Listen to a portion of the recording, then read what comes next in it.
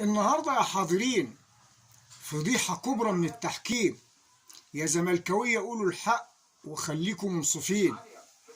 منذ قليل انتهت مباراة الزمالك وفريق بروكسي فريق الدرجة الثالثة، والنهارده حكم المباراة صعد الزمالك بفضيحة كبرى، وطالب قناة الزمالك والعاملين بقناة الزمالك ومحللي قناة الزمالك وجماهير نادي الزمالك اطلعوا وقولوا الحق.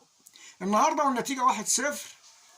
الكرة مع بروكسي، ارتكب لاعب الزمالك فاول على رقم 13، الحكم مشى اللعب واسفر عن هدف التعادل.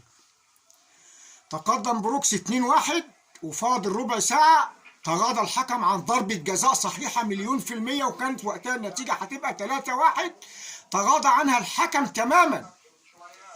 تقدم الزمالك 3-2، وفي الوقت الشوط الرابع تغاضى الحكم عن ضربة جزاء واضحة واضحة واضحة واضحة ليصعد بالزمالك بفضيحة كبرى، فضيحة كبرى أمام الملايين وأمام كل الناس، فضيحة كبرى. النهاردة الزمالك بيصعد بالتحكيم وأمام مرأى ومسمع من الحكم.